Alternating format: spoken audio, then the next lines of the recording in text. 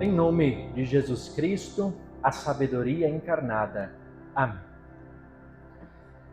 Eis que se foram as festas de fim de ano. E o que restou? O que restou? Para muitos, talvez ressaca, para outros, contas para pagar, alguns quilinhos a mais na balança, remorso por eventuais excessos. Será que valeu a pena? Será que valeu a pena? O novo ano já começou. E quase que sem perceber, todos nós fazemos algo muito semelhante. Nós fazemos planos, promessas, estabelecemos metas. Pensamos no trabalho, na família, na saúde, na vida financeira e em tantas outras coisas. Queremos que este novo ano seja melhor do que o ano que passou. E isso não está errado. Agora a questão é, como nos organizamos para isso? Muitos acham que podem atrair coisas boas para o novo ano, vestindo determinada cor de roupa na noite do Réveillon, comendo lentilha, brindando com champanhe, pulando ondas. Mas será que essas coisas funcionam? Ou melhor, será que é sábio apelar para superstições? Fazer planos, traçar metas e objetivos faz parte da vida que Deus nos deu. Não há nada de errado com isso. Pelo contrário, é até prudente quem faz isso. Mas há algo que frequentemente acontece. Talvez vocês se reconheçam nisso. Nós fazemos planos, mas muitas vezes oramos pouco por sabedoria. Organizamos agendas, traçamos estratégias, estabelecemos objetivos e só depois, se sobra tempo, perguntamos o que Deus acha de tudo isso. Será que isso é sábio? A pergunta que a palavra de Deus nos faz hoje, ela é simples, mas profunda. O que é de fato sabedoria? E onde e como ela pode ser encontrada? É sobre isso que a Escritura nos fala no dia de hoje. Os textos do culto de hoje irão nos conduzir para o coração da verdadeira sabedoria. O texto do Antigo Testamento, o primeiro livro de Reis, no capítulo 3, nos leva ao início do reinado de Salomão. Ele era bastante jovem, completamente inexperiente, mas já carregava sobre si um peso enorme. Governar o grande povo de Deus. E quando ele foi a Gibeão para ali oferecer sacrifícios, o Senhor apareceu a ele em um sonho e lhe disse algo extraordinário. Peça o que você quer que eu lhe dê. Quando eu leio esse texto, eu sempre me vem à mente aquele gênio da lâmpada mágica. Quem nunca viu desenho, filme, aquela lâmpada mágica que você esfrega e aí surge um gênio e que te concede, normalmente são 3 pedidos. E isso mexe com a nossa imaginação, né? Se você estivesse diante de um gênio da lâmpada, o que você pediria? Sucesso, segurança, prosperidade, saúde, vida longa, o que você pediria? Nós temos tantas coisas, né, que nós gostaríamos de ter, que às vezes fica até difícil definir o que seria prioridade. Mas o fato é que gênios da lâmpada não existem. Eles são apenas uma ficção, por isso não vale nem a pena a gente especular sobre isso. Porém, Salomão, ele teve esse privilégio. Não diante de um gênio da lâmpada, mas diante do Deus Todo-Poderoso, do Criador do universo e de todas as coisas. E Deus deu a ele a oportunidade de pedir qualquer coisa que ele quisesse. Ele poderia ter pedido fama, sucesso, riqueza, vida longa, livramento dos seus inimigos. Mas Salomão surpreendeu. E antes mesmo que ele pedisse a sabedoria, ele reconhece a sua limitação. Ele diz, eu não passo de uma criança, eu não sei como devo agir, eu não sei como governar este grande povo. Então ele primeiro confessa sua incapacidade, sua limitação, sua dependência e só então ele faz o seu pedido. Dá, pois, ao teu servo um coração compreensivo para governar o teu povo, para que com prudência eu saiba discernir entre o bem e o mal. Salomão pede a Deus um coração compreensivo, um coração que ouve, um coração moldado pela palavra de Deus, atento à sua soberana vontade. E isso agradou ao Senhor. Por isso Deus lhe concedeu não apenas a sabedoria que pediu, mas tantas outras coisas que ele nem havia pedido. E aqui nós já aprendemos algo essencial. A verdadeira sabedoria, ela começa pela humildade. Ela começa como reconhecimento de que não somos suficientes em nós mesmos. E isso confronta a nossa autoconfiança, aquela sensação que muitas vezes temos de que damos conta de tudo sozinhos, de que não precisamos ouvir ninguém para traçar os nossos planos, para conquistar os nossos objetivos. Eu sinto muito decepcioná-los, mas não há sabedoria nenhuma na autoconfiança, no sentimento de autossuficiência. Conselhos humanos talvez até atrapalhem, mas buscar a orientação divina, isso jamais deveria ser ignorado em nada do que fizermos. Jamais deveríamos ignorar a orientação divina. Buscar a orientação do Senhor é um princípio básico para a verdadeira sabedoria. E o salmo de hoje, o trecho do Salmo 119, ele aprofunda essa verdade. O salmista, ele declara: quanto amo a tua lei, é a minha meditação todo dia. De todo mau caminho eu desvio os meus pés para observar a tua palavra. Não me afasto dos teus juízos, pois tu me ensinas. Quão doces são as tuas palavras ao meu paladar, mais que o mel à minha boca. Aqui, quando o salmista ele fala em lei, ele não está falando dos mandamentos, mas ele fala da palavra de Deus como um todo. E é nessa palavra que o salmista busca sabedoria, discernimento, direção e orientação para todos os seus empreendimentos. E ele mesmo, neste trecho do Salmo, ele testemunha as consequências práticas disso para a sua vida. Quando ele diz: o teu mandamento me torna mais sábio do que os meus inimigos. Por quê? Porque eu o tenho sempre contigo, eu tenho o Senhor sempre comigo. E ele segue: compreendo mais do que todos os meus mestres. Por quê? Porque medito nos teus testemunhos. Depois ele diz: sou mais entendido do que os idosos. Por quê? Porque guardo os teus preceitos, os preceitos da palavra do Senhor. E aí ele finaliza: por meio dos teus preceitos consigo entendimento, e por isso detesto todo o caminho de falsidade. Então percebam que o salmista ele descreve na prática como nós podemos alcançar a verdadeira sabedoria. Ela não nasce apenas da experiência, de uma vida longa, do intelecto, do acúmulo de conhecimento humano. Não, mas a verdadeira sabedoria ela nasce da meditação constante e regular na palavra de Deus. E diante dessa reflexão, diante dessas palavras do salmista, nós precisamos pensar, refletir sobre a nossa vida. Será que temos seguido esse exemplo do salmista?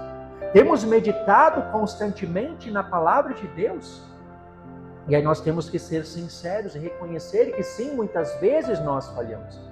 Muitas vezes nós buscamos conselhos em tantos lugares, nas redes sociais, no Google, no chat GPT, nos livros de autoajuda, nas opiniões alheias, enquanto a orientação da palavra de Deus é ignorada ou deixada em segundo plano. Mas ainda que nós, em alguns momentos, deixemos a palavra de lado, ela continua acessível.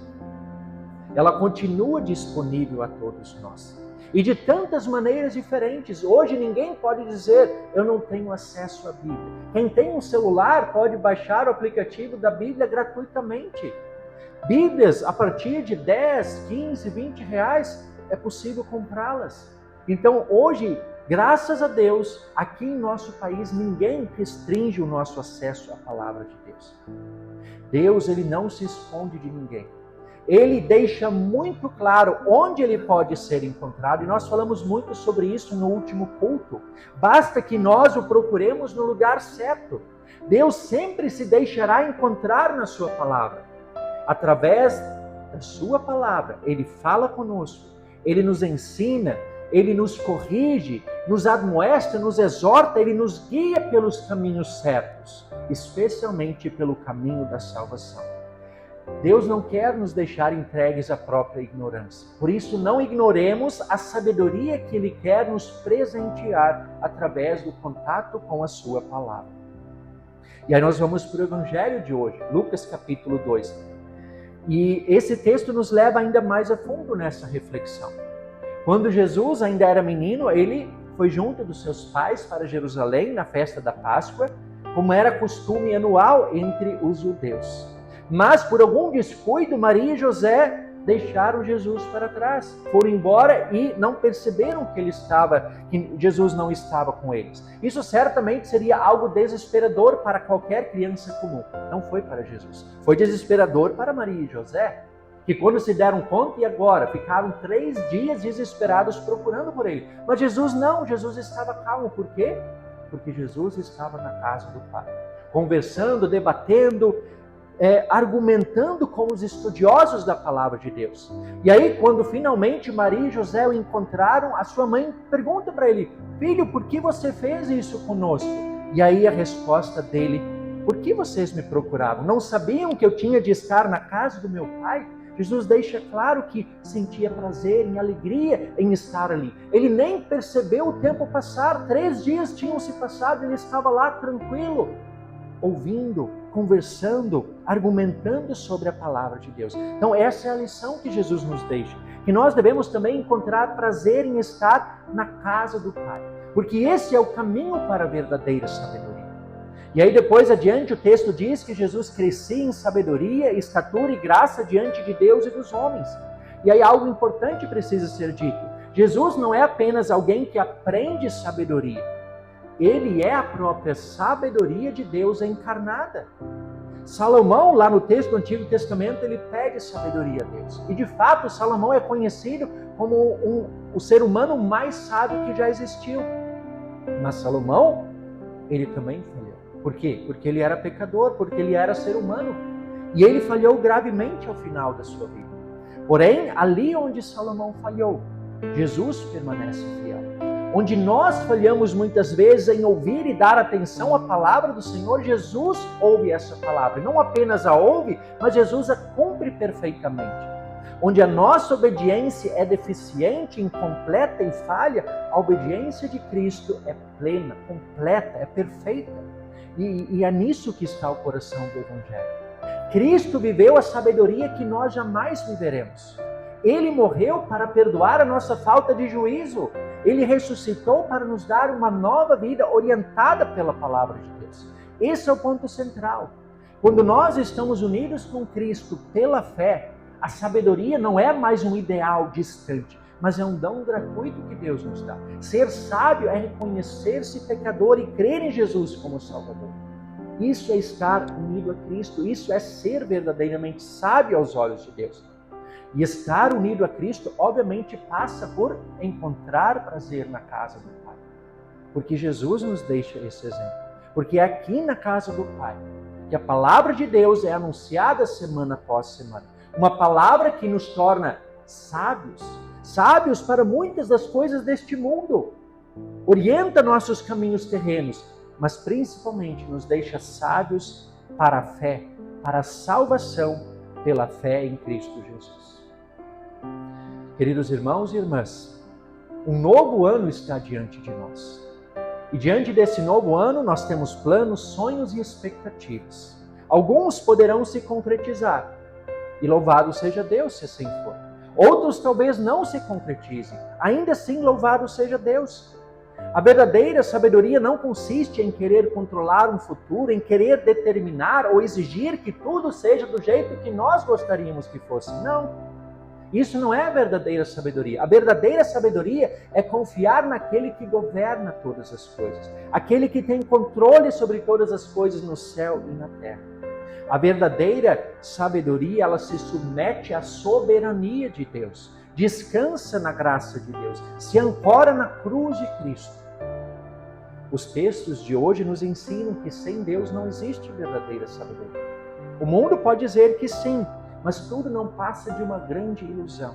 A sabedoria humana sem Deus, ela jamais será a verdadeira sabedoria. E sem sabedoria, até os melhores planos podem fracassar. E como nós vimos ao longo dessa mensagem, o caminho para a verdadeira sabedoria consiste basicamente em 3 passos. Os textos nos conduzem nessa reflexão. Primeiro passo, postura humilde. Nós devemos reconhecer nossa incapacidade, a nossa insuficiência, a nossa dependência de Deus, o nosso pecado. Esse é o primeiro passo. E quem nos dá esse exemplo é Salomão. Antes de pedir sabedoria, ele reconhece: eu não sei governar, eu sou incapaz. Humildade. Esse é o primeiro passo. O segundo passo é buscar orientação constante na palavra de Deus. Quem nos dá esse exemplo é o salmista no Salmo 119. Ele mostra como ele sente prazer em meditar na palavra de Deus. E ele também, ele mostra os testemunhos, as consequências práticas desse meditar na palavra de Deus em sua vida. Então esse é o segundo passo, buscar orientação na palavra do Senhor. E o terceiro passo é o exemplo que Jesus nos dá: encontrar alegria e prazer em estar na casa do Pai. Esses são os três passos para a verdadeira sabedoria. Na internet nós vemos tantas vezes 7 passos para a felicidade, os 10 passos para a liberdade financeira, os 5 passos para um bom casamento e por aí vai. São inúmeros, receitas milagrosas, como se fossem estratégias quase que perfeitas. Muitas delas até já viraram clichê. É claro que algumas dessas coisas, alguns desses passos podem até funcionar e dar certo, porque em grande maioria eles são baseados em algo que é muito óbvio e lógico. Então alguma coisa pode dar certo sim. Mas agora, seguir esses 3 passos que os textos de hoje nos apresentam, isso sim, certamente fará a diferença na vida de vocês. Certamente trará bênçãos para a vida de vocês. Não são 5 passos, não são 7, não são 10, são apenas 3 passos. Uma postura de humildade, buscar orientação constante na palavra do Senhor e encontrar prazer em estar na casa do Pai. Sigam esses 3 passos e certamente vocês alcançarão a verdadeira sabedoria. E com a verdadeira sabedoria, a sabedoria que vem do alto, os planos e os sonhos de vocês serão abençoados. Ao iniciarem mais um novo ano, não se apeguem a superstições, mas se apeguem ao Deus Todo-Poderoso, que concede sabedoria a todos que o buscam. Que a nossa oração não seja apenas: Senhor, abençoa os meus planos, mas que seja: Senhor, dá-me um coração que ouve a Tua palavra, para que eu alcance a verdadeira sabedoria. E quando nós temos a verdadeira sabedoria, a sabedoria que vem de Deus, mesmo que nem todos os nossos planos se concretizem, não há o que temer. Não há por que se desesperar. Porque nós não estamos perdidos. Pelo contrário, nós estamos sãos e salvos nos braços de Cristo, rumo ao lar celestial. Um lar celestial que será muito mais incrível do que todos os nossos maiores sonhos e planos juntos. Enquanto esse dia não chega, sigamos nossa jornada em humildade, orientados pela palavra de Deus e sempre aconchegados na casa do Pai. Esse é o segredo para a verdadeira felicidade, para a verdadeira sabedoria. Sabedoria que com certeza traz felicidade.